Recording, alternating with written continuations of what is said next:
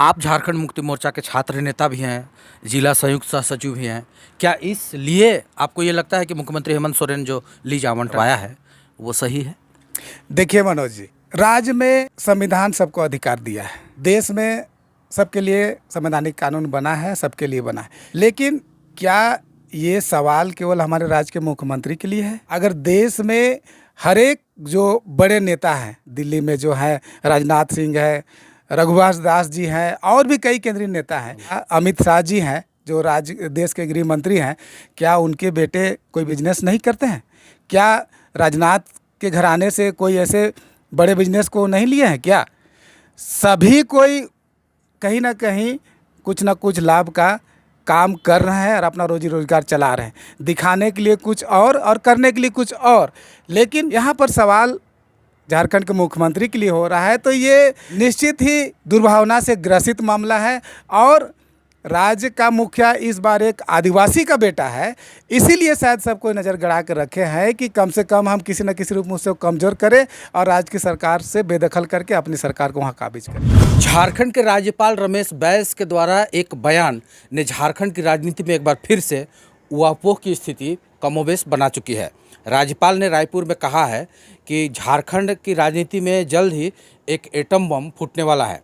और तमाम बातों को बातचीत करने के लिए हमारे बीच मौजूद है झारखंड मुक्ति मोर्चा के रांची जिला संयुक्त सह सचिव विजय आनंद नायक जी। हम उनसे जानेंगे कि आखिर उनकी हेमंत सरकार को गिराने की बात कही जाती है, सरकार गिर रही करके कही जाती है, या एटम बम फोड़ने की बात कही जाती है, लिफाफा खुलने और बंद होने की बात कही जाती है, तो ये कितनी सही है या गलत है, तो कहाँ है, क्यों इस तरह का नौ बता रहा है?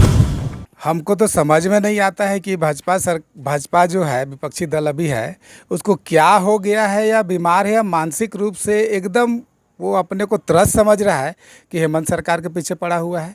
और बार बार जो संवैधानिक पद में जो हमारे राज्य के जो राज्यपाल महोदय हैं, उनकी पद का गलत उपयोग करके राज्य सरकार को अस्थिर करने का काम कर रहे हैं।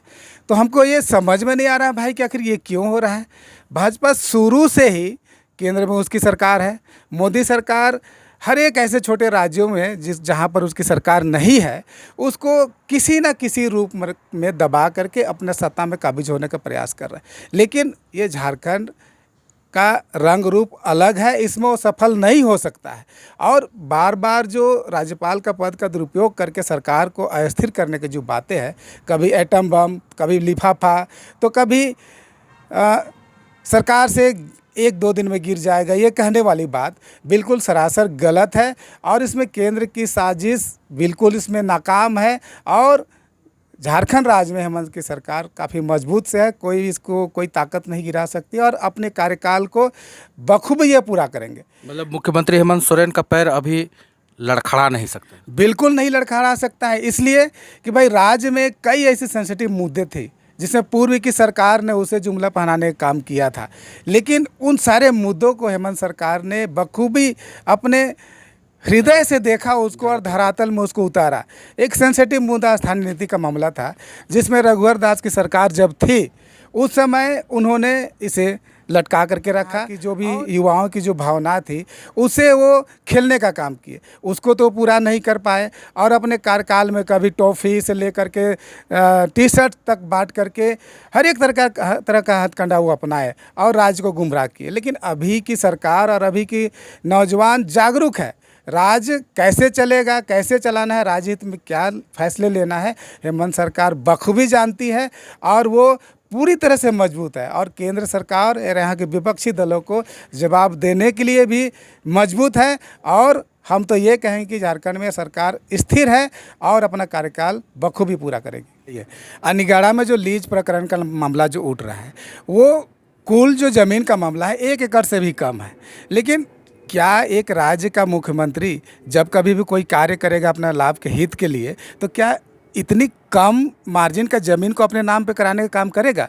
उसके पास ताकत है, सब कुछ संसाधन है, तो अगर उस पद का अगर उपयोग करते तो बड़ा चीज़ करते, लेकिन यहाँ मामला है लीज का एक उसको आधार बनाया जा रहा है। लेकिन आज अगर हम जांच का विषय बनाए तो केंद्र के जो नेता काबिज हैं उनके बेटे कई बिजनेस में संलिप्त है। कोई बिजली का बड़ा ठेका लेकर के रखा है, कोई खेल विभाग का ठेका लेकर के रखता है, कोई और तरह के लेकर के रखता है। लेकिन अभी जो इसको निगाह बनाए हुए हैं एक राजनीतिक हथकंडा है और एक आदिवासी होने के नाते उसको प्रताड़ित किया जा रहा है, ना कि और कुछ इसके पीछे कुछ राज। और इसके पीछे हम एक बात कह सकते हैं कि राज्य की सरकार किसी न किसी रूप में भाजपा चाहती है कि मेरे अंडर में आ जाए और हम आने वाले दिनों में राज्य का जो भी यहाँ के खनिज संपदा है, बहुत सारे संसाधन है जो हमें दूसरे राज्यों से धनी बनाती है, तो उस संसाधन को दुरुपयोग करके अपना हित का रोटी सेकना चाहती है। ये हथकंडा वो हमेशा शुरू से अब तक वो करते आ रही है। मतलब आप ये कहना चाहते हैं कि भाजपा नहीं चाहती है कि सरकार मुख्यमंत्री हेमंत सोरेन बने रहें? बिल्कुल नहीं चाहती है, इसलिए कि कभी भी कहीं भी एगो दबे कुचले किसान का बेटा अगर मुख्यमंत्री जैसे पद में अगर बन करके आता है और राज्य का बागडोर उसके हाथों में है, तो बड़े तबके के लोग कभी नहीं चाहते हैं कि शोषित पीड़ित लोग कम से कम इतने बड़े पद में होकर के हम उनके द्वारा निर्देशित हो।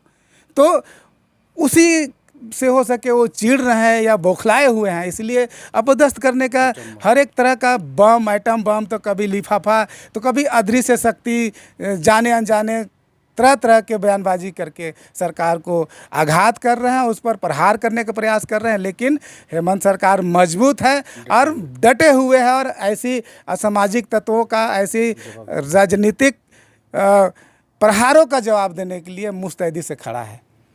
ये थे झारखंड मुक्ति मोर्चा के रांची जिला सह सचिव विजय आनंद नायक जी, और इन्होंने बड़ी ही बेबाकी के साथ मुख्यमंत्री हेमंत सोरेन और झारखंड मुक्ति मोर्चा का अपने स्तर से बचाव करने का प्रयास किया। हकीकत क्या है ये आने वाले समय तय करेगी। फिलहाल के लिए इतना ही। आप बने रहे हमारे साथ। नमस्कार।